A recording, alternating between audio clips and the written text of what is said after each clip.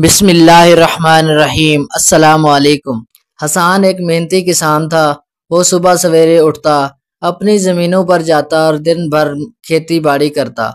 उसका गांव दरिया नील के करीब था और यही दरिया वहां के किसानों के लिए सबसे बड़ी नेमत था। गांव के लोग पानी लेने, खेतों को सैराब करने और नहाने धोने के लिए दरिया का इस्तेमाल करते थे। एक दिन गर्मी अपने उरूज पर थी, सूरज आग बरसा रहा था और ज़मीन तप रही थी। हसन अपनी फसलों को देख रहा था कि अचानक उसे सख्त प्यास महसूस होने लगी। उसके होंठ खुश्क हो गए और उसका गला सूखने लगा। उसने अपनी दरांती ज़मीन पर रखी और सोचा कि पानी पीने के लिए दरिया तक जाना चाहिए। वो दरिया के किनारे पहुंचा और झुक कर पानी पीने ही वाला था कि अचानक एक अजीब ख्याल उसके जहन में आया। वो पानी की सतह को गौर से देखने लगा। दरिया का पानी तेजी से बह रहा था, एक लम्हे के लिए भी रुकता न था। हसन सीधा साधा जरूर था, मगर वो अपनी ही मंतक में उलझ जाता था। उसने दरिया को देखते हुए सोचा, ये पानी अगर इसी तरह बहता रहा और मैं भी इसमें से पानी निकालने लगा तो कहीं ऐसा ना हो कि दरिया बिल्कुल खाली हो जाए। अगर दरिया सूख गया तो गांव के लोग क्या करेंगे? खेत कैसे सैराब होंगे? जानवरों को पानी कहाँ से मिलेगा? यह सोचकर वो परेशान हो गया।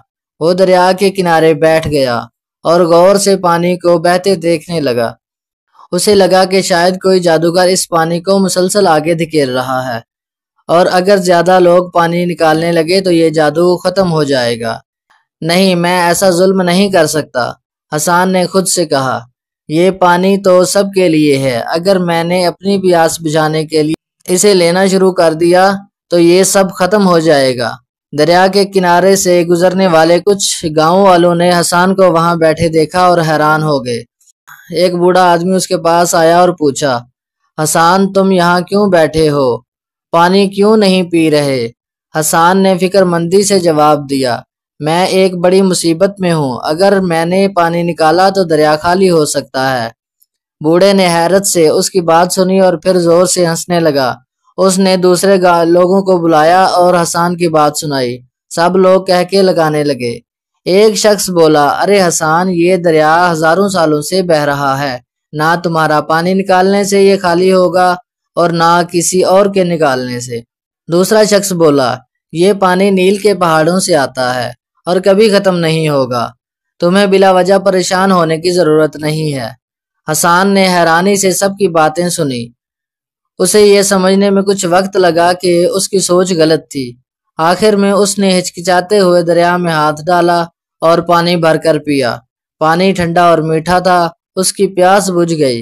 वो खुशी से मुस्कुराया और बोला, काश मैं पहले ही ये बात समझ जाता।